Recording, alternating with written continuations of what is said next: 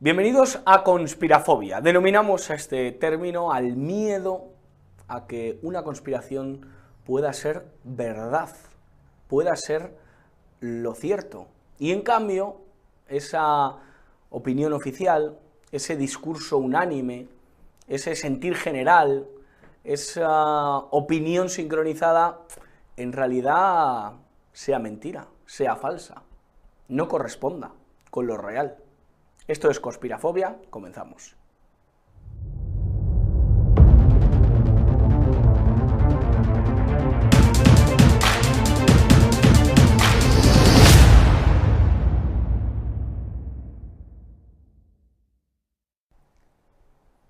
Y si hay un tema de vital interés en el mundo de la conspiración, ese es Hollywood, sus intereses, sus secretos, lo más oculto de este mundo por el que han transitado tantas estrellas y que algunas de ellas se han atrevido a alzar la voz y denunciar los abusos, los crímenes, lo que se perpetra dentro de una industria cinematográfica norteamericana que a todos, o por lo menos creo que a Vito Quiles no, pero al resto de gente sí nos ha tocado alguna vez el corazoncito y nos ha influido de alguna manera, pero lo han hecho para bien o para mal. Vamos a hablarlo con auténticos expertos y amigos de esta casa. Aquí tenemos en plató a Guillermo Masarellano. ¿Qué tal? ¿Cómo estás, amigo? Pues muy agradecido, amigo, porque me has invitado hoy a hablar del tema de mi vida, que es el cine y que es Hollywood. Claro. Para bien y para mal, ¿no? Porque como bien has señalado, Hollywood es un secreto, ¿no? Y hoy vamos a tratar de ver cuál es el secreto de Hollywood, ¿no? El secreto que todos vemos, como la carta robada de Edgar Allan Poe, y que al mismo tiempo parece que nadie percibe, ¿no? Vamos a tener en remoto, online, porque están al otro lado del charco, Colin Rivas, Adrián González Hinojosa. Queridos amigos, ¿qué tal? ¿Cómo estáis? Mis respetos, Josué, un placer estar aquí. Good morning, Vietnam. Colin, te echábamos de menos en Conspirafobia. La gente creía que te habías hecho del PSOE o el Mossad te había captado. De Vito Quiles. De Vito Quiles. Tú estabas con Vito Quiles en una sauna de esas que le gustan a Alarmín. Estabais haciendo un reportaje. Y con Alarmín. Alarmín y yo hemos comprado una nueva cadena. ¿Cómo se llama? Tira de la cadena. Tira de la cadena. Está muy bien ese nuevo medio de comunicación que va a afectar a toda Hispanoamérica y parte de la geografía española. Vamos a comenzar porque el tema da para mucho, para varios programas, pero me gusta siempre preguntaros, comenzar, ¿por qué representa en vuestra vida Hollywood? ¿Qué ha significado para vosotros, Guillermo? Pues yo he descubierto el mundo a través de Hollywood en muchos sentidos, ¿no? Obviamente uno es lanzado aquí a la existencia sin ningún tipo de arma del que defenderse y te vas enterando de la película a medida que van pasando los años, ¿no? Y a mí una herramienta que me ha ayudado mucho a enterarme de la película es Hollywood, de la película para bien y de la película para mal, ¿no? En estos últimos programas que hemos grabado hemos hablado mucho de conspiraciones, qué duda cabe de que Hollywood es un lugar de conspiradores, pero al mismo tiempo Hollywood no solo es esa oscuridad, sino que Hollywood también es el lugar donde tiene cabida la luz que nos puede sacar del laberinto, ¿no? Entonces, de alguna forma, si el otro día hablábamos de Matrix y las dos pastillas, ¿no? Y no hay que empastillarse en exceso, ni de rojas ni de azules, si la pastilla roja es la pastilla que te despierta y la azul la que te mantiene dormido, en Hollywood vamos a encontrar las dos pastillas, ¿no? Luego habría que preguntarse qué hay detrás, por qué hay dos pastillas, ¿no? Pero en cualquier caso, Hollywood es, para mí, el lugar que te ayuda a salir del laberinto y también el lugar que te sitúa en el centro del laberinto sin que te des cuenta. Vamos a preguntarle por ese laberinto a Adrián. Adrián, ¿qué significa para tu vida Hollywood? Para mí Hollywood es un verdadero referente personal, porque ha constituido en mi vida el relato intrahistórico del mundo, el relato que pudiéramos decir sagrado, intimista, personal, que ha ido narrando en paralelo a la historia oficial lo que quiera que haya ocurrido, pero desde una perspectiva susceptible de conmovernos y de emocionarnos, de tal manera que ha conformado las ensoñaciones de todas las generaciones, incluyendo a la nuestra y a mí. Ha sido el referente de mi propia imaginería, ayudándome a configurar las grandes instituciones, la familia, la lealtad, el amor, incluso el sexo, ¿no? Porque hay una faceta de adultos, una faceta pornográfica, quien la duda también, ¿no? Que de esto mejor no hablar a estas horas. Ha supuesto el marco de imágenes, el modelo que ha ido configurando mi inteligencia subjetiva en el plano de mi propia vida y por lo tanto es algo inestimable de su valor, una verdadera herramienta que ya veremos esta faceta del cine de programación psicológica, una verdadera arma que puede utilizarse como cualquier arma en un sentido positivo o negativo, que ha delimitado los contornos de mi propia percepción imaginaria, de lo que yo he sido capaz de visualizar. Y todo lo que he buscado en mi vida, invariablemente, se pudiera referenciarse a algo que he visto en una película. Colin, Tal es su poder. ¿qué ha supuesto en tu vida Hollywood y toda esa realidad? Por cierto, un Colin Rivas que ha trabajado allí y que ha estado presente y que ha conocido a muchos de los actores. Cuéntanos. Buah, anécdotas aquí podría más que contar de Óscar Ruggeri y su contrato de Logroñés con el Real Madrid Mendoza. O sea, podría estar aquí 5 horas contando. Una cosa muy importante es que Hollywood, mira la palabra en inglés, los que saben un poco de inglés, que han pasado del TOEFL o del SAT o de, no sé, del C1, está compuesta de 2 palabras. Holly, que es santo, y también hole, que es agujero, y wood, que es madera. Y entonces los druidas tañían las varas mágicas con su hoz especial de un árbol muy especial, ¿no? Algunos le llaman el cedro, otros el roble. En Galicia y el norte el carvalho, le llaman también los lusos. Y ese árbol era Hollywood, de la varita mágica. O sea que Hollywood no tiene que ver nada con la propiedad inmobiliaria que hay allí en el este de Los Ángeles, sino que tiene que ver realmente con druidas, lo dijo ahí nuestro querido amigo, que control mental, y cómo ellos tienen la varita mágica. De ahí ves, por ejemplo, Fantasia, ¿no? Con Mickey Mouse y todo, con la varita mágica, y los magos y Merlín y todo eso, ¿no? Y los druidas tenían a Merlín y tenían al dragón, ¿no? O sea que hay una parte esotérica, y además recomiendo, porque esto solo es una iniciación, no voy a tener tiempo para hablar en todo el programa de esto, es que compréis La cara oculta de Hollywood, que es un libro mío que tiene más de 1000 páginas y analiza película a película, analiza actores de Hollywood, hablo de ellos, por ejemplo, como Ian Fleming y James Bond. James Bond es una historia verdadera, porque Ian Fleming era agente secreto de su satánica majestad, la reina Isabel. Y además, Ian Fleming está contando cosas que le pasan en las películas de James Bond, 007. Y de Ian Fleming también estaba atado a Hollywood porque tenía también una mansión que se llamaba The Golden Eye. Y todos sabemos que Golden Eye es el ojo dorado o el ojo que todo lo ve. En esa mansión grabaron gente, por ejemplo, como The Police, Led Zeppelin. Acordamos de Jimmy Page, era muy amigo de Crowley. Ian Fleming fue el que fue a rescatar a Rudolf Hess junto con Crowley a Escocia. Acordaros que Rudolf Hess, la mano derecha egipcia de Adolf Hitler, fue al Reino de su Unido allí a hacer las paces, y al final lo terminó arrestando un Bobby, un policía escocés normal de la calle con bicicleta. Cayó de la bicicleta y vio a Rudolf Hess, que lo había visto 2 veces en el ¿cómo se llama? En el periódico, y lo arrestó. Crowley decía que 007 eran las gafas de John Dee, que es otro mago, un mago de la reina Isabel I, que se llamaba la reina Virginia, que estaba enfrentado con Felipe II. Y John Dee fue además el que invocó a Baal para hundir toda la flota de la Armada española en las costas de Irlanda y en las costas de Inglaterra.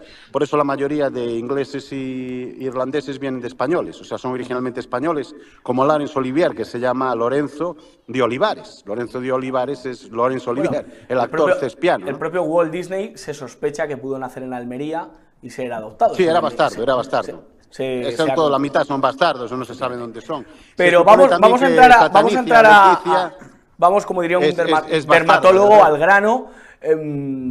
¿Quién controla Hollywood? Creo que es una pregunta que todos nuestros espectadores están haciendo, creo que hay que explicarla. Guillermo, ¿quién controla Hollywood? ¿Quién tiene el poder en Hollywood? Bueno, vamos a ver una serie de magos, ¿no? En cualquier caso, o sea, obviamente esta respuesta nos podría llevar a hablar de sociedades secretas. El primer gran personaje de Hollywood es W. Griffith, gran cineasta que instaura unos decorados de Babilonia para realizar su película Intolerancia y que inaugura lo que Kenneth Anger en su famoso libro Hollywood Babilonia denomina una edad púrpura. Entonces podemos decir que el primer gran mago que hay en Hollywood es Griffith, que proviene de una familia de sudistas, es decir, de confederados, y recordemos que los confederados, con personajes como Albert Pike, pues tienen una fuerte imbricación con la masonería, igual por otro lado que el norte, ¿no? Al mismo tiempo, Hollywood está ya desde sus primeros días, más allá de personajes como Alva Edison, que pasan por allí de paso, está controlada por apellidos judíos, obviamente, y es el gran tópico, son los apellidos judíos que controlan Hollywood, que dan los premios, etcétera, etcétera. Pero en cualquier caso, sin ir a un grupo concreto como pueda ser la masonería o los judíos, que me parecería reduccionista, aunque obviamente se debe hablar de ellos, yo diría que una serie de magos negros que lo que pretenden hacer es programar la forma de soñar y de desear de las masas, ¿no? No es casualidad que el cine aparezca en una época, el cine aparece gracias a la técnica, en una época donde está desapareciendo los ritos en Occidente. La misa ya está a punto de llegar al Concilio Vaticano II, hay una caída religiosa en Occidente fruto de la Ilustración y de la modernidad toda, ¿no? Y el último gran rito colectivo en Occidente, todavía a día de hoy, es ir a las salas oscuras y desear y soñar despiertos en compañía de aunque cada vez otros desconocidos. Las salas se van vaciando. Claro, bueno, es que Edison fracasó y se arruinó porque él compró unas cabinas de cine que eran puramente privadas. O sea, era para que cada uno viera de manera individual la película. Y fracasó porque la gente, extrañamente, prefería verlas en grupo. Hoy en día Edison ha terminado triunfando, ya mucho después de que él muriera, porque todos hacemos eso todas las noches en nuestra casa, primero con la televisión y ahora con las plataformas. Adrián, ¿quién controla ese mundo de Hollywood tan comentado y a la vez tan oculto? Yo soy bastante exacto a mi querido Guillermo, pero intento sustraer estos magos a su componente macabro y oscuro. Hemos de entender que Hollywood, como bien decía también nuestro querido Colin, es una referencia a un culto lunar céltico, ¿no? Hollywood, ¿no? El bosque sagrado que pretende rescatar, como hemos traslucido ya en otras intervenciones en este mismo foro, intenta traslucir el componente sagrado de la realidad otra, el mundo oculto del que vemos aquí dentro de la cueva es una mera psicodramatización. Lo que el cine hace, y enseguida voy al tenor de tu pregunta, perdona que este pequeño circunloquio tendrá que ver, no te preocupes, Josué. Lo que el cine hace es lo mismo que hace el tarot, lo mismo que hacían los autos sacramentales, lo mismo que hacen las secuencias de imágenes en las insculturas, en los vitrales de las catedrales. Es cifrar la realidad sagrada, arquetípica, en su secuencia de imágenes compositivas. Eso es lo que hace el cine esencialmente, conforme a una ciclicidad arquetípica. Pues bien, este conocimiento, que era un conocimiento de la Edad de Plata, viene ahora a través del silver screen, ¿no? De la pantalla de plata, y nos permite entrar en contacto con la realidad sagrada a través de una pantalla, viendo un mundo de estrellas hoy día hollywoodienses, que representan el lado sagrado de nuestra realidad a través de una experiencia visual.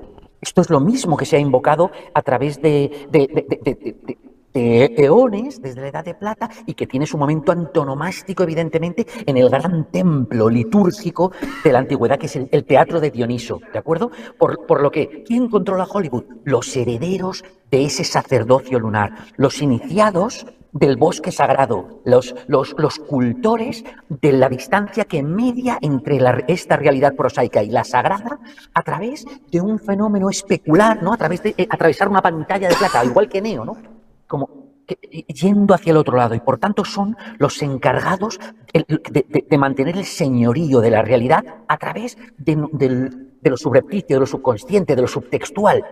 Son esos magos a los que se refería Guillermo, que que manejan el sentido profundo de la realidad. Tremendo Esos son. lo que está comentando Adrián. Colin, ¿quién controla Hollywood? Una industria en la que tú has Adrián es un trabajado. máquina. ¿Quién? Adrián, podemos hacer aquí 8 horas de Hollywood esotérico. Escucha, ya que yo voy a coger el hilo El guante. de Guillermo al estilo Carlos Pumares. Porque él ¿Cómo se refiere a puede hacerlo en tolerar 1900. eso? ¿No? La tortilla con patatas es sin cebolla. Cojones. Es sin cebolla. Y se corta las Cibergran, Cibigran. He de decir que Carlos Pumares quisimos que estuviera en este programa. Le invité bastante, lo que pasa que pasó unos últimos meses, años de su vida bastante fastidiados, y su viuda, cuando él falleció, me escribió muy cariñosamente dándome las gracias por acordarme de Carlos Pumares, y este programa sirva de homenaje, y me dijo que casi nadie ya se acordaba de su marido. Y yo intenté entrevistarle y no pudo ser, pero de alguna manera está presente aquí con nosotros. Decías, Colin. 1912, Intolerancia, D.W. Griffith, es un superdirector. Silent Movies, cine mudo, pero es increíble lo que decía de Babylon, además, él representa toda el Stargate. El Stargate es como salen los, ¿cómo se dice?, los cazafantasmas de esas diosas babilónicas y dioses babilónicos y todo, pero una cosa que pone es un búho, el búho de la sociedad minervana, de la sociedad secreta de Bohemian Grove, del soto de Bohemia, porque en el Grove o en los sotos se reunían los druidas, y allí se reúnen en San Francisco todos los años, así medio americanaos, los presidentes, entre ellos ahí se decidieron las tiradas de Hiroshima y Nagasaki, de las bombas de Napalm, porque fueron bombas incendiarias, en verdad no fueron tal. Pero bueno, esto es otra historia que contar, que lo cuento en el libro.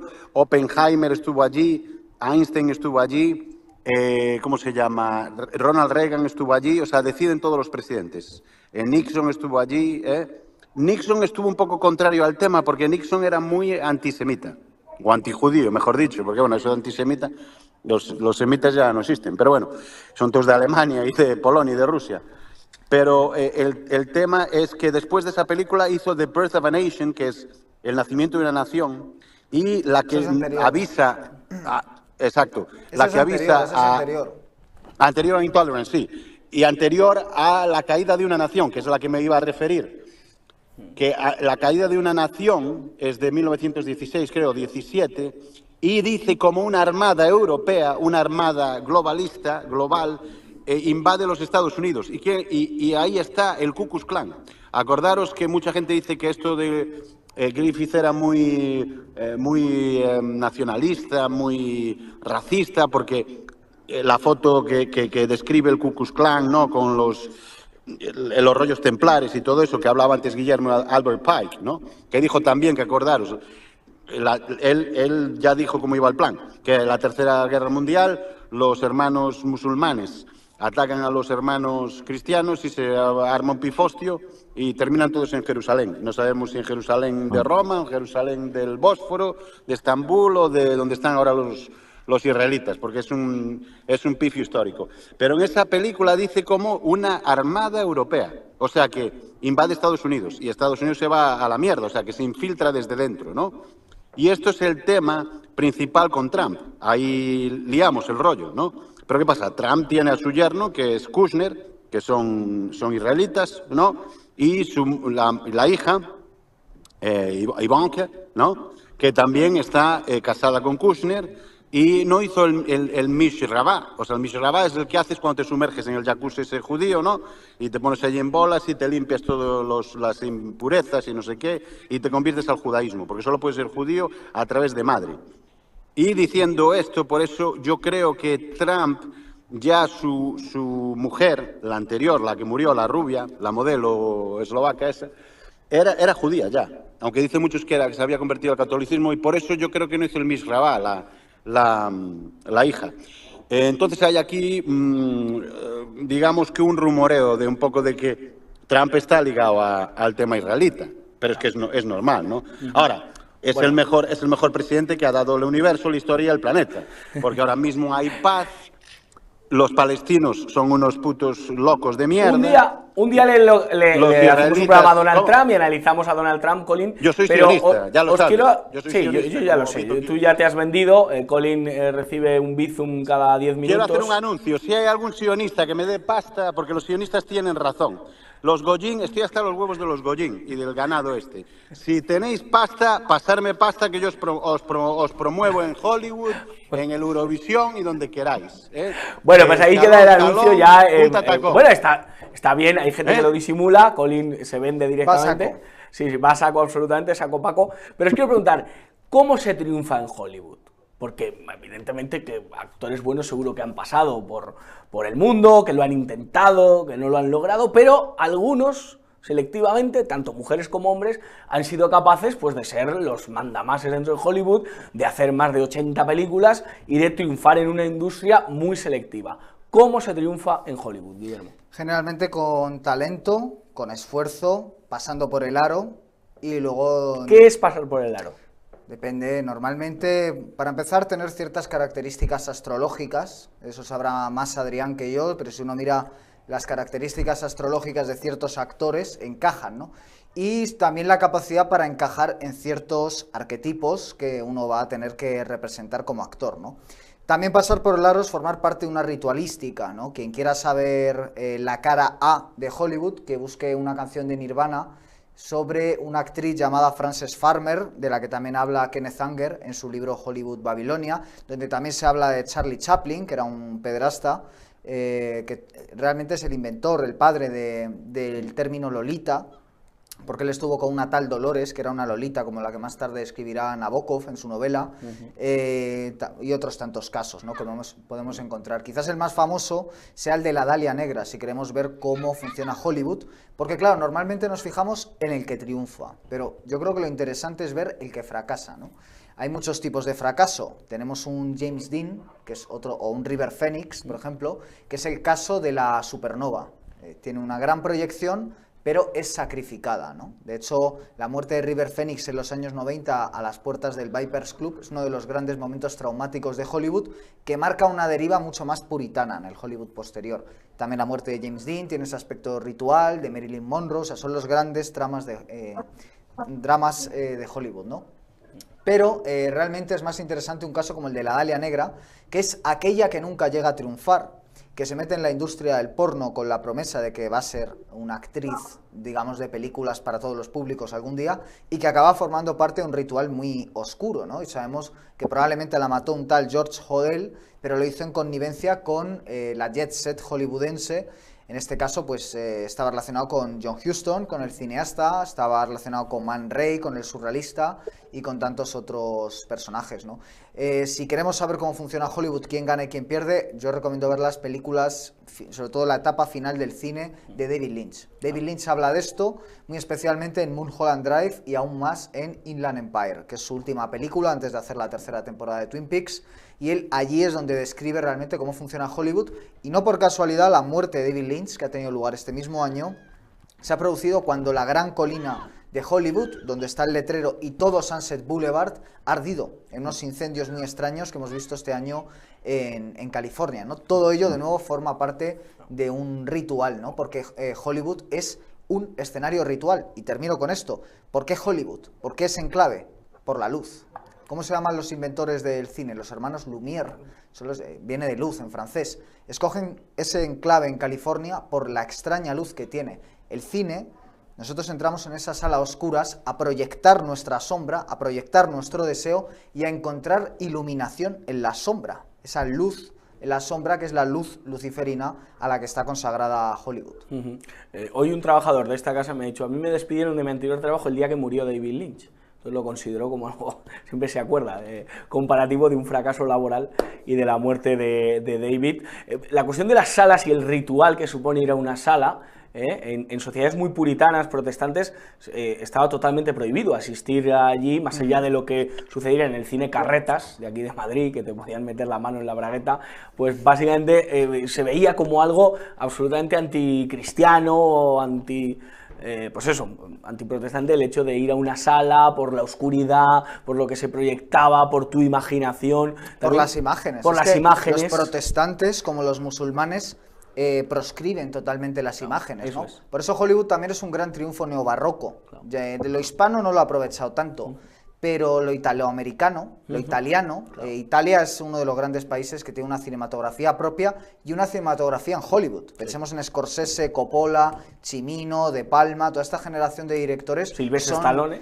También, bueno, la primera película que no dirige él de Rocky es una desde Amundsen, es muy buena película, ¿no? La industria italoamericana es muy autoconsciente, es muy barroca en ese sentido y hace una reivindicación puramente mediterránea, ¿no? De valores culturales.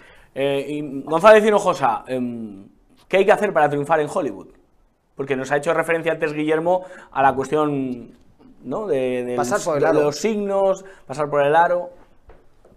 Estoy extremadamente de acuerdo con Guillermo, por supuesto. Y lo que ha insinuado respecto de la astrología en los actores daría para hacer una enciclopedia. Vamos, si quieres algún día hacemos un programa específico. Hace poco he estado viendo la carta de Marilyn Monroe, de Robert Redford, de Viggo Mortensen. Son impresionantes, de Keanu Reeves. Y esto que ha dicho Guillermo es de una exactitud, pero escalofriante, quirúrgica, brutal. Para triunfar en Hollywood hay que entender lo que implica la naturaleza religiosa verdadera de Occidente, que como él ha comentado, tiene que ver con una luz oscura, una luz del otro lado, que no forma parte de la heliolatría, del culto solar reciente, ¿no? que el cristianismo preconiza, sino más bien con algo anterior al culto solar patriarcal, el culto lunar. Estados Unidos es la sede de este ritualismo del Occidente, no por casualidad, sino que Estados Unidos se fundó bajo el signo lunar en 4 de julio, ¿de acuerdo? Con una relevancia astrológica específica para albergar lo que el oeste simboliza. Lo que hay al otro lado del Atlántico es asimismo, ese lado, podríamos decir, el hemisferio derecho del cerebro, ¿no? Nacido el 4 de julio, creativa, ¿no? Gran peli. De Oliver Stone. ¿cierto? Impresionante, ¿verdad? Pues Sí, claro, sí. todas estas referencias no son baladíes. Pues bien, para triunfar en Hollywood hay que entender lo que significa la posesión demoníaca. Es decir, ser capaz de ser absorbido por el astral, por el uno o el otro lado, como en el método Stanislavski. Uno tiene que permitir que su cuerpo sirva al propósito de recibir como huésped a una estrella. Es decir, sustituir tu identidad subjetiva y albergar de todo punto en adelante a un ángel, a un daimon, a una criatura del bajo astral que es una estrella, para que en adelante te conviertas en un vehículo de expresión arquetípica de un egregor, de un espíritu universal.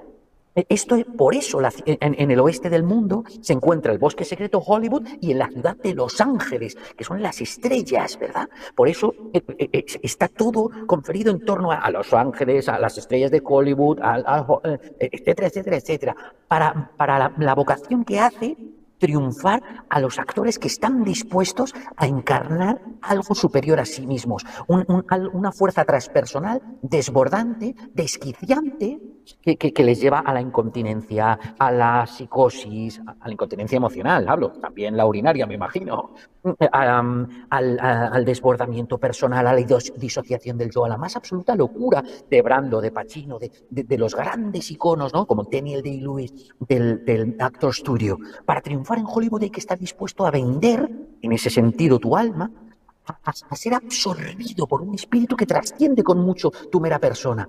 Y en adelante, conforme a esas cualidades astrológicas que ha venido significando nuestro querido Guillermo, ser una cara visible, la punta de un iceberg que se ha convertido en parte del espíritu del mundo, una representación angular, que es lo que la máscara representa en realidad.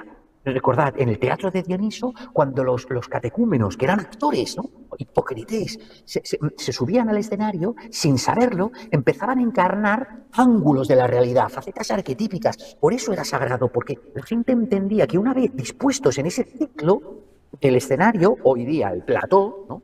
Como el plató de Conspirafobia, entonces, ubicados espacialmente conforme a un ángulo, empezaban a interpretar algo que excedía con mucho de lo que ellos como personas eran. Se convertían en una máscara de la realidad, en una faceta, en un gran icono arquetípico. Y por lo tanto, si uno está dispuesto a venderse a ese propósito transpersonal, universal, y ser una estrella a costa de sacrificar todo lo demás en su vida, triunfa en Hollywood. Claro, sacrificarlo todo para triunfar. Colin, ¿qué hay que hacer para triunfar en Hollywood? Tienes que ser primero actor. ¿Qué son los actores? Gente que se deja dirigir. Brad Pitt, Tom Cruise, Tarantino, ¿entiendes? Pero bueno, a veces hay gente que se cuela, hay ejemplos que son gente muy consciente, que son gente muy consciente. Y no me refiero a los típicos Harrison Ford, de Indiana Jones, o Sam Harris, o toda esta gente de Luke Skywalker y tal y cual. Pero tres cosas, porque así lo voy a dejar aquí, porque ahora voy a hacer el ritual, este ritual purificador que hago de los Illuminati. Otra vez aviso a los de ISIS, Amen-Ra y él, de esas tres religiones en una, que han pasado el tema al Medio Oeste. Si tienen pasta, que la manden, que yo ahora les promociono. Estoy hasta los huevos de los Goyim, saben de lo que hablo. Me hago el Misraín, el sefardí o lo que sea, mandarme pasta, que estoy peladísimo, ¿eh? Pero estoy más pelado que Coto Matamoros. Claro, ¿te vas a circuncidar en directo, En directo hay que decir. No. Aquí. Estas mierdas que se las hagan ellos. Yo quiero pasta y yo te Es un hago buen lo que- inicio, para hacerse judío es un inicio excelente. Tú, yo le- No, yo no voy a intención, convertir a... no, la de querer pasta, yo- digo. Sí. Religiones no, fuera. Pero lo que iba a decir, en San Francisco, en el norte, todos los años en verano se reúnen todos a darse unos por otros por el Riao, y en esta grande Bohemian Grove, el Soto de Bohemia, se reúnen todos hombres, no mujeres, no deja entrar a mujeres. Estas sociedades secretas donde ahí hacen todo por adelantado, es como el WEF o como el FMI digamos, del universo planetario, ¿no? Y se unen ahí y adoran a Moloch, o Baal, que es lo mismo, que a veces estaba representado por un búho y otras por un toro, ¿no? Por eso bull en inglés, Y era típico de los druidas. La trinidad de los druidas era Tabros, que era el Bel o Baal, que era el toro, Bull, ¿entiendes? Y ahí se ponen 12 y hacen como una ceremonia de que sacrifican a un niño, a un bebé. Y se oye risas y se oye llorar al bebé antes de ser quemado y todo eso. Pero es una efigie, no es real. 1. 2. El teatro, me encanta lo que decía Guillermo y Adrián, que tienen razón 100%.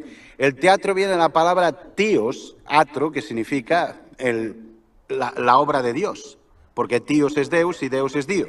En latín, y de latín pasa, o sea, del griego pasa al latín, o Zeus, que es lo mismo, ¿no? Zeus, Teo, Dio, Deo, teatro. Tengo Y que de ahí decir que no están es así, los actores. Los actores son No es así. personas. Sí, en griego Personas. viene de un verbo que es theatromai, que significa mirar con atención. Lo pueden buscar. No, pero es igual. No viene de eso porque el griego lo inventaron en el siglo XVII, olvídate.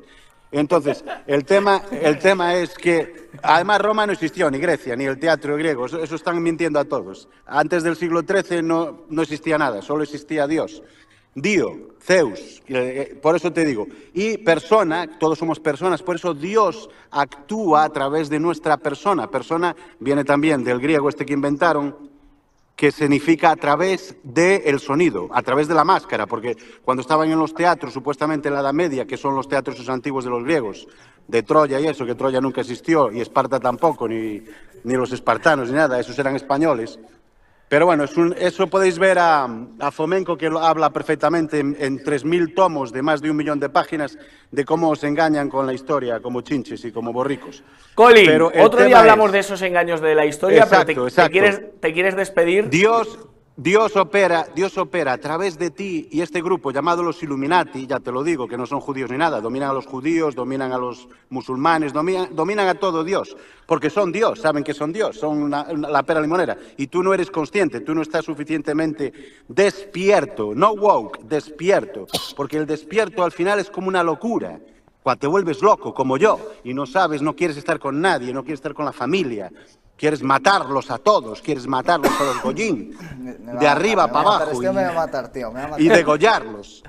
Y entonces, en vez de hacer eso, te está bajas y perjudicando. actúas. Y entonces tienes que actuar como una amplificación del universo, como la luz que decía Guillermo, la iluminación, porque a veces que si te da la luz mucho, ¿no? Te puede deslumbrar y a veces la luz oscura te hace una proyección.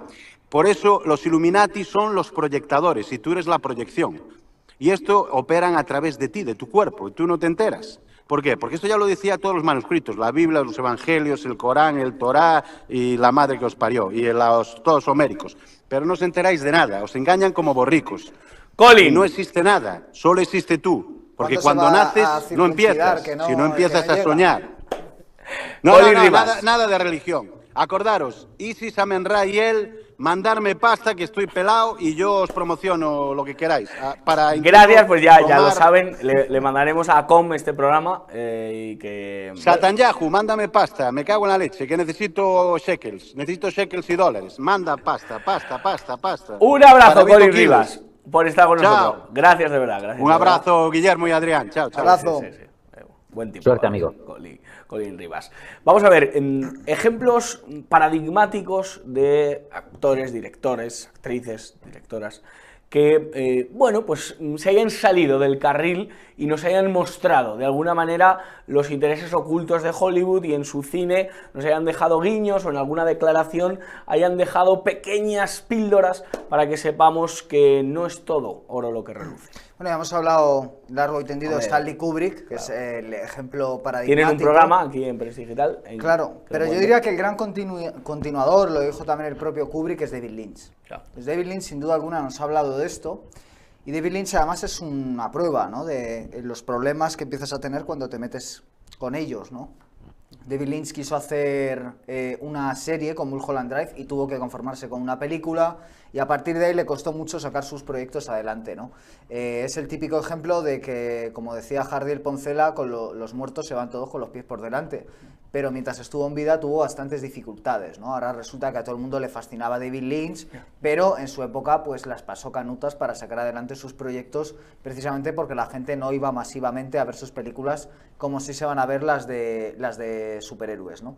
Pero con Hollywood realmente nunca sabemos qué parte quieren que la sepamos y qué parte no, es decir, de los supuestos disidentes hasta qué punto son falsos disidentes, ¿no? Es un juego un poco tramposo, pero lo que está claro es que muchas películas que citamos el otro día, El show de Truman, Existence de David Cronenberg, son muchas películas que están hablando a través de la simulación de ese imperio de la ficción que es Hollywood, ¿no?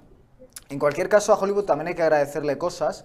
Yo considero que la más importante es que en el siglo XX, es decir, ya al término de la edad del hijo, recordemos que Joaquín de Fiore habló en su momento de la edad del padre, que sería pues un poco la correspondiente al Dios del Antiguo Testamento y a las deidades previas que recoge el Antiguo Testamento, esas deidades babilónicas, fenicias, etcétera, de las que hemos hecho referencia. La edad del hijo, que obviamente es la edad de Cristo, es una edad puramente apolínea, y que llega más o menos hasta que la modernidad empieza a disolverse, y después que llega la edad del espíritu. La edad del espíritu, si digamos que la edad del hijo está protagonizada por el Logos, la edad del espíritu está protagonizada por Sofía, por la diosa de la sabiduría, que también coincide con Isis, la diosa egipcia, y también coincide con Venus, ¿no? Es decir, la diosa en general. Y Hollywood, si algo le debemos a Hollywood, es haber puesto a la mujer en el centro del arte, es decir, que si vamos a la pintura, vamos a la literatura, vamos a la música, lo que encontramos en el centro, y al teatro, lo que vamos a encontrar siempre en el centro es al hombre. Incluso hay épocas históricas en las que los personajes femeninos los han encarnado hombres. Con Hollywood esto cambia. Con Hollywood la mujer tiene un rol puramente central, y es gracias a Hollywood, en cierto sentido, que llegan todos los avances en el terreno social de la mujer y todos los avances en el terreno sexual. En Hollywood hay un código, Hays, de los años 50, que pone problemas a la representación de la mujer, pero hasta el código Hays y después de que el código Hays cayera, Hollywood es una gran fuente de deseo, de canalización del deseo, de lo erótico, de ese poder mágico principal del que todos disponimos, que es Eros, el gran poder mágico que Giordano Bruno y tantos otros nos quieren descubrir en pleno Renacimiento y que son ejecutados por ello, y que el cine nos pone delante constantemente, ¿no? Porque el cine nos hace desear Y si uno piensa en cine, he traído aquí varios libros, por ejemplo, si uno piensa en nuestro querido Guillermo Cabrera Infante, tocayo mío, probablemente el gran escritor en lengua española de todos los tiempos sobre cine cubano, como novelista, o en este caso he traído el estuche que contiene sus 3 libros de ensayísticos y memorialísticos sobre cine, más autobiográficos. Guillermo Cabrera Infante siempre dijo que al cine le debíamos a las mujeres en 2 dimensiones, todas esas diosas que podemos tratar de imaginar que el cine ha puesto a nuestro alcance, nos hemos podido acostar con ellas, ¿no? Una de esas diosas precisamente está en la portada de este otro libro que he traído, que es por supuesto Rita Hayworth, en tiempos esposa de Orson Welles, y por supuesto en la película Hilda, ¿no? He traído este libro de David Thompson, La verdadera historia de Hollywood, que es probablemente el mejor libro si queremos conocer lo que es Hollywood, un libro de culto que recomiendo enormemente. Y hemos podido acostarnos con Rita Hayworth, que no es poca cosa, ¿no? Obviamente el 2D tiene sus problemáticas, no es tangible, los culos no se ven igual, ¿no? Como diría también Cabrera Infante, pero más allá de esos pequeños detalles, nos han puesto al alcance, pues, poder enamorarnos de actrices con las que no tenemos nada que ver y que además tienen una fortuna estas actrices y los actores, por supuesto, ya al gusto de cada cual, que no tenemos las personas en la vida real, y es que dicen cosas interesantísimas. No solo ellas son grandes presencias eróticas, sino que también dicen y tienen historias que son muy atrayentes, ¿no? Y eso es porque obviamente todo lo que dicen ha sido escrito previamente, ¿no? Supongo que todos hemos conocido a mujeres extraordinariamente guapas y atractivas que a los 5 minutos de charla ya nos tenían hasta los pies y uno estaba planteándose si merecía o no merecía la pena seguir dando la escoba, ¿no? Y casi nunca lo merece, la verdad sea dicha. En el cine no es así. En el cine uno siempre quiere que las películas duren 10 minutos más y poderse quedar rascando ahí un ratito con nuestra diosa de turno. Y por último he traído esta novela de Juan Francisco Ferré, recién salida del horno, estas semanas sale a librerías, que es un gran homenaje de un escritor vivo actualmente a su educación sentimental cinematográfica, es decir, como alguien que nace en los años 70 en Málaga, como es el caso de Juan Francisco Ferré, pues codifica toda su vida en torno a lo que el cine le va enviando junto con sus propias experiencias personales. Y yo me siento muy identificado en esa aproximación, que es la de Cabrera Infante, que es la de Thompson, que es la de Ferré, que es todos aquellos que no pertenecemos a una religión, pero que de alguna forma participamos de la religión del cine, que es una religión puramente erótica, ¿no? Qué maravilla ese análisis que has hecho y esas mujeres que nos ha regalado el cine, desde Kim Novak pues hasta, no sé, iba a decir una actual preciosa, pues... Natalie Portman. Natalie Portman. Ya que estamos metiéndonos mucho con Israel, Natalie Portman. Natalie Portman, sí, sí. Iba a decir Megan Fox, que también es... No, Megan Fox a mí me parece una mujer de silicona, ¿no? Scarlett Johansson. Mejor, Sí. Scarlett Johansson mejor, ¿no? Sí, sí. Escarlata. Sí, La mujer escarlata, Alistair Sí. Crowley, ¿no? No Eso dan es. puntadas sin hilo. Sí. Adrián, bueno, ¿qué nos puedes contar de ejemplos palmarios que podamos ver claramente los que actores, miembros de Hollywood, pues nos han hecho esos guiños? Para mí, el cine, como tal, representa el arte de trasladarnos al mundo sagrado a través pues de un esfuerzo iniciático que en otro tiempo tuvo la caballería esotérica, la caballería iniciática, y que hoy día representa el cowboy, el gran jinete del western, ¿no? El jinete del oeste. Para mí, ese tránsito a ese mundo sagrado, a ese mundo lunar, en primer término, está representado para mí en el gran producto cinematográfico estadounidense, que es el supuesto viaje a la luna, que es lo que explicita de una manera casi descarada y descamisada este propósito de ir a la luna, ¿no? Y que en 1902, haciendo un guiño a Julio Verne, hiciera Georges Méliès, ¿no? En su mítica obra El viaje a la luna. Pero no es nada que no haya hecho el más grande de Hollywood, el más grande cineasta, estoy hablando de John Ford, que en su fijación por el western era único para saber plasmar esa idea de estar en el límite de la realidad que él representaba, psicodramatizaba a través de la cultura fronteriza, ¿no? De la conquista del oeste y por lo tanto de mediar con el mundo otro, el mundo sagrado, el mundo de los indios, y constantemente tratando el asunto de cómo nos definimos en esa frontera con la realidad, en esa línea de plata, ¿no? En ese espejo oracular que es la línea que separa este mundo del otro, ¿no? Esa silver screen. lo hemos podido ver en las grandes, en las verdaderas grandes obras de Hollywood, ¿verdad? En Lo que el viento se llevó, ¿verdad? Que separa ese mundo mágico donde vive Scarlett O'Hara, ¿verdad? Ese mundo del sur americano, el mundo previo al vendaval, y luego ese mundo prosaico yanqui que viene del norte, ¿no? Y que separa en el tiempo, y arquetípicamente, el mundo sagrado, el mundo previo a la guerra de secesión, y de otro el mundo posterior. Y lo hemos visto en El Mago de Oz, ¿no? Entre Oz y el mundo de Kansas. Ha tenido múltiples configuraciones. ¿Y esto cómo se ha expresado actoralmente? A través de la técnica actoral como tal que han sabido hacer los grandes de Hollywood, ¿no? Estos actores que nos han permitido creer en ellos, en que han sido poseídos por una estrella a tal punto que, aun sabiendo quiénes son, conociendo sus trapos sucios, conociendo su biografía, nos han llegado a convencer que son una estrella, es decir, que son un ángel que nos está expresando la realidad de este mundo, hasta el punto de conmovernos, ¿no? He ahí John Wayne. ¿Cuántas veces habremos visto a alguien abrazar a su sobrina, ¿verdad? Y nunca nos ha conmovido. Sin embargo, vemos a John Wayne en Centauros del Desierto abrazando a su sobrina que la rescata de los indios, la introduce de nuevo en el hogar y todos lloramos conmovidos, ¿verdad? Conectamos con una realidad que es superior a esta. Y ese arte, esa capacidad transformativa que tienen, por supuesto, actores como Daniel Day-Lewis, Joaquín Phoenix, Heath Ledger, ¿no?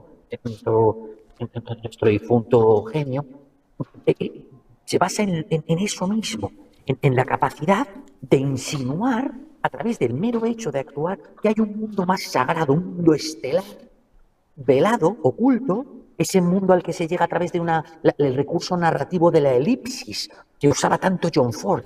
Un mundo omitido, presupuesto, es una gran premisa lunar de este mundo real, y al que debemos remitirnos, es ese mundo donde estamos dormidos, el mundo en el que soñamos, ¿verdad?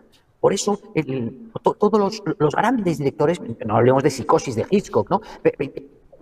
Digáis el que digáis, seguro que está versado en este gran arte de la hipnagogia, de la capacidad de trasladarnos, de llevarnos a la luna, amigos, que de eso se trata. Claro. Tengo un amigo, esto es real, la anécdota, que casi estrangula a su novia porque se puso a pasar el aspirador mientras veía Centauros del Desierto, y entonces le molestaba muchísimo y la cogió por el cuello y casi acaba en un acto de violencia de género, de estas cosas que...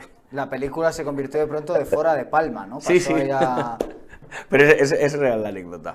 Por lo bonita que es también, o sea, le molestó mucho que en medio, a lo mejor estaba viendo el telecupón y no le importa que pase el aspirador. La culpa es de él por no tenerla, por no saber, no tenerla en el sofá, ¿no? Y estar descubriéndola las maravillas que se pueden hacer mientras se ve una película, ¿no? Absolutamente. Con el botón del mando a distancia, sí, que te da todo el poder de dominar, ¿no? En esta pregunta no se ha mencionado a Mel Gibson, que digamos es una de las personas que más se ha atrevido públicamente en entrevistas a decir, oiga, se están haciendo cosas en Hollywood que de verdad son absolutamente denunciables y son execrables.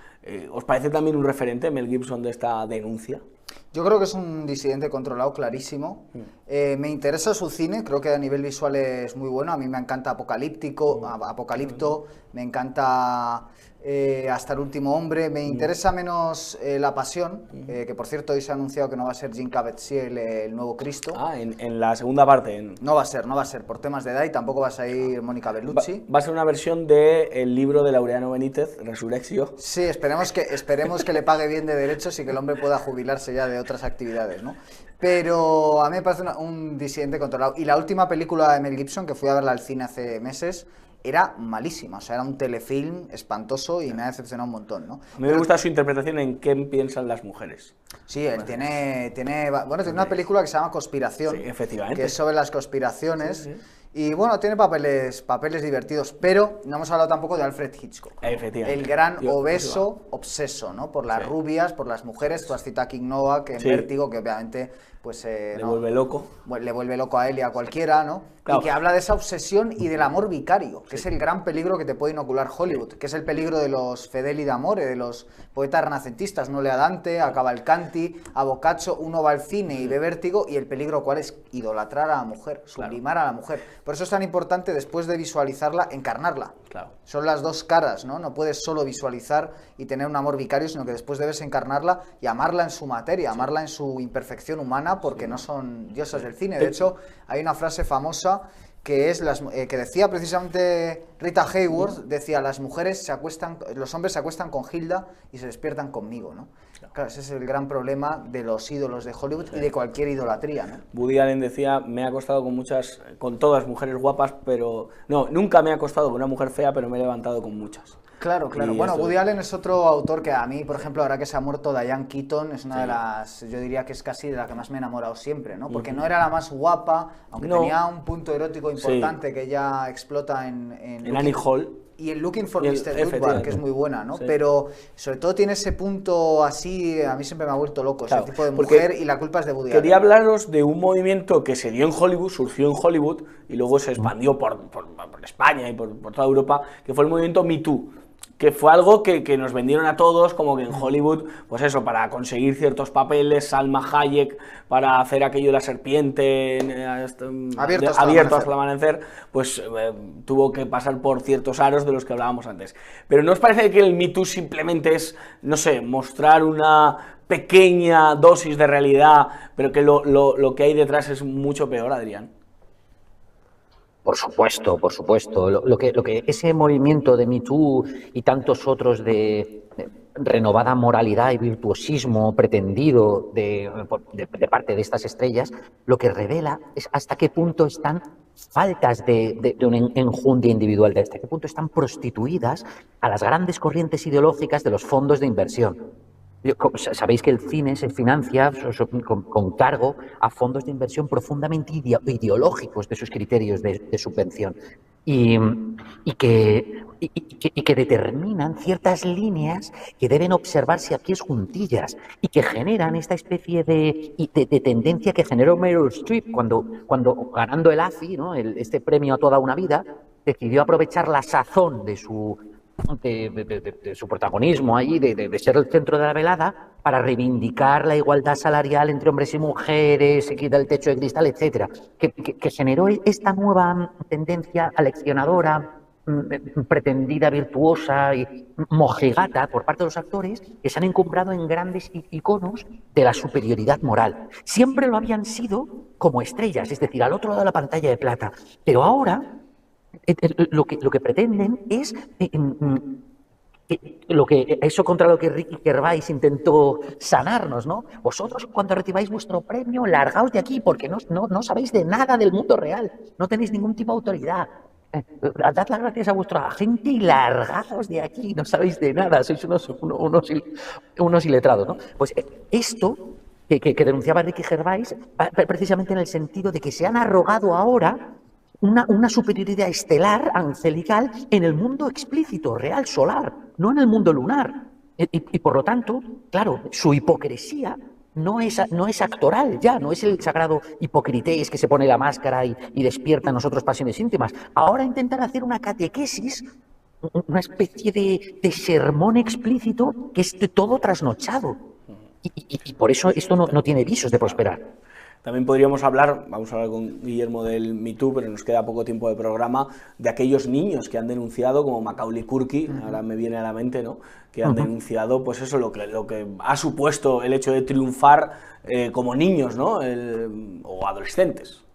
Sí, un caso famoso también es Judy Garland, la famosa actriz de El Mago de Oz, que es una de las películas más abiertamente programadoras de Hollywood y que obviamente sufrió numerosos abusos. También la protagonista de Lolita, la versión de Stanley Kubrick, fue abusada por el productor.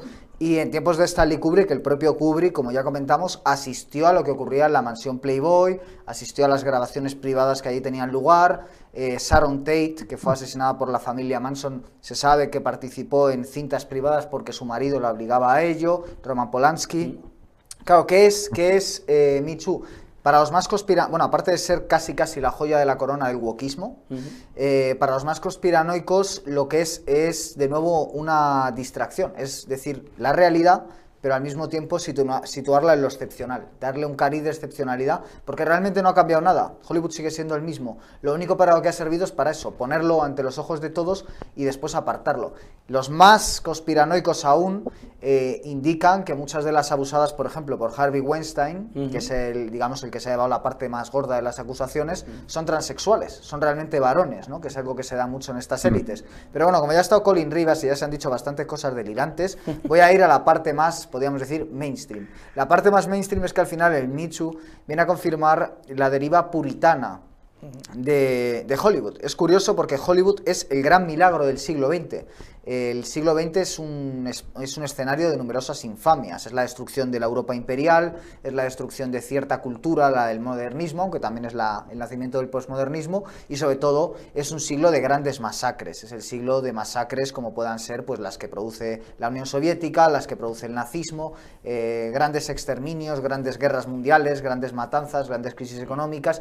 Y digamos que el gran consuelo que nos ha dejado el siglo XX, lo que protagoniza verdaderamente el siglo XX en su aspecto más luminoso dentro de esa enorme oscuridad de Kali Yuga que es el siglo XX, es el cine. El cine es la luz del siglo XX y nosotros, hijos del siglo XXI, aunque ya hayamos nacido en el siglo XX pero vivimos en el siglo XXI, estamos despreciando ese don y la gente de nuestra generación no va al cine.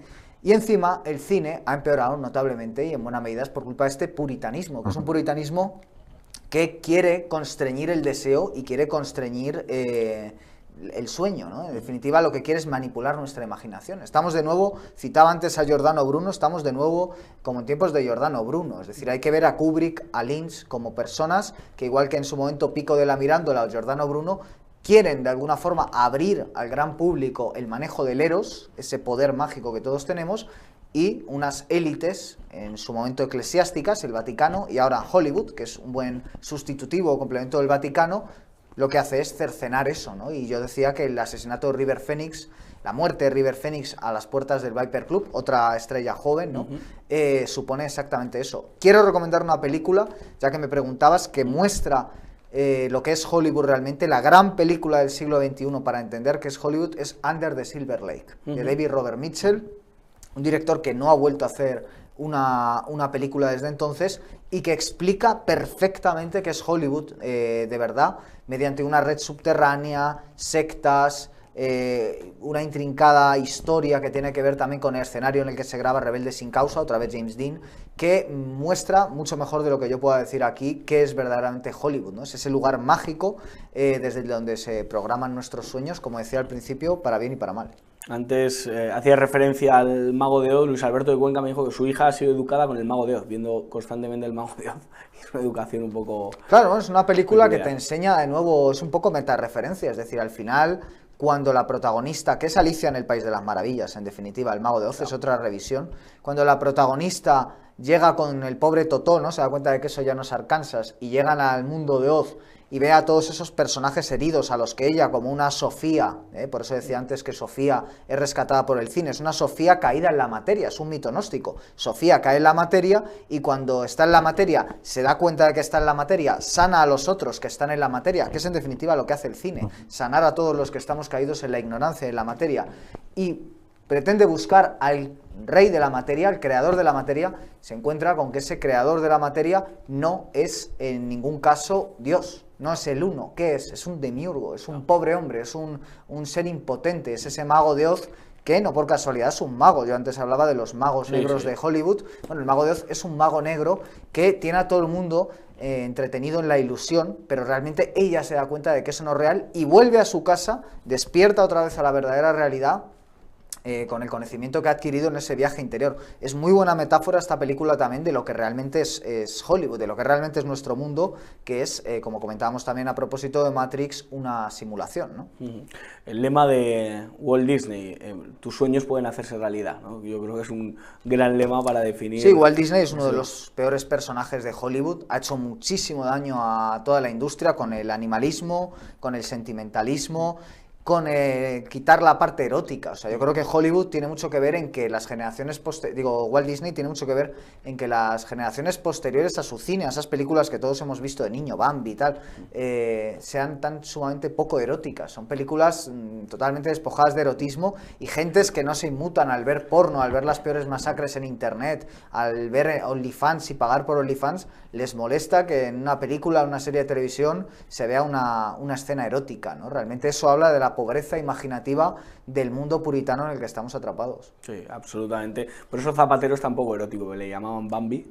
Bueno, es que Zapatero yo creo que realmente es un ser muy poco excitante, como casi todos nuestros políticos, claro, y como casi todos los españoles, que desgraciadamente es una sociedad que ha caído en la mediocridad imaginativa, y así le va a su literatura, a su cine, a su estética y a su erótica, ¿no? Así nos va. Adrián, para acabar, ¿alguna idea para redondear este buen programa?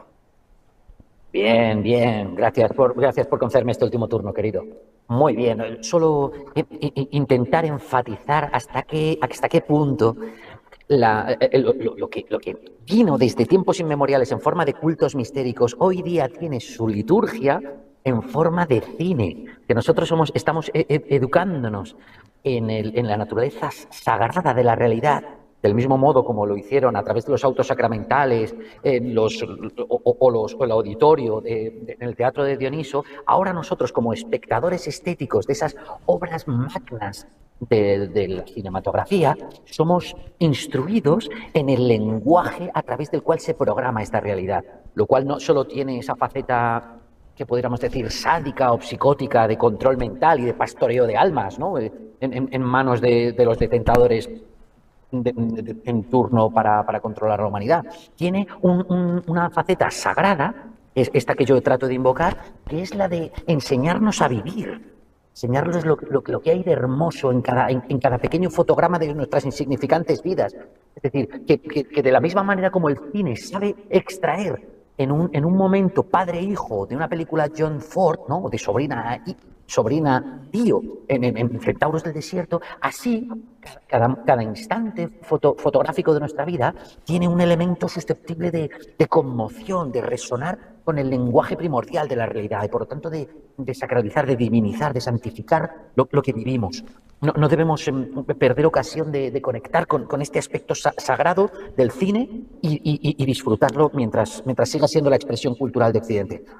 Pues gracias sí, por haberme convocado. El séptimo arte. Así Sin duda, el séptimo que recoge todos los demás. Claro. Es decir, es la culminación de lo que Wagner quería hacer en la ópera, que era unar todos los artes anteriores. Eso lo hace el primer cine, y todos los primeros grandes cineastas, Griffith, Pastrone y tantos otros, en definitiva lo que son es continuadores de lo que no pudo hacer Wagner. Yo estoy seguro que Wagner hubiera sido un enorme cineasta, ¿no? Y él tuvo que conformarse con la ópera, ¿no? Y por eso hay directores como Francis Ford Coppola y tal, que son puramente admiradores de Wagner.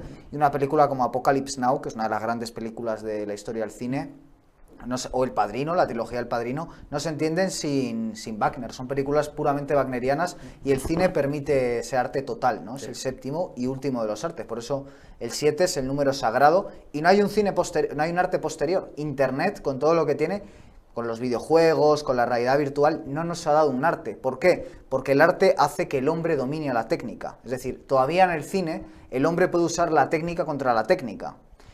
En los medios posteriores no es así, es puramente la técnica la que domina al hombre, ¿no? Por eso el cine es liberador, y esas otras manifestaciones de la técnica, como pueden ser los videojuegos, la realidad virtual y demás, no son para nada liberadoras. Son la entrada directa a una caverna donde no hay luz, donde no hay iluminación, donde todo es plena oscuridad. Sí, sí.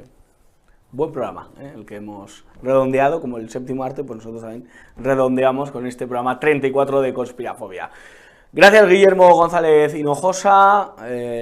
Gracias. Bueno, gracias, he mezclado a Adrián González Hinojosa, Guillermo más Arellano, con esas recomendaciones literarias, la verdadera historia de Hollywood, todas las hijas de la casa de mi padre, y esos escritos de cine que quedan para todos ustedes. Gracias de verdad. Gracias a ti, amigo, un gusto. En este programa, gracias a querido. Izan por controlar el aspecto técnico, y como siempre les digo, en este programa mucho cuidado, porque la mayoría puede estar equivocada. A ver mucho cine, por favor, como cantaba Ute. Hasta la semana que viene.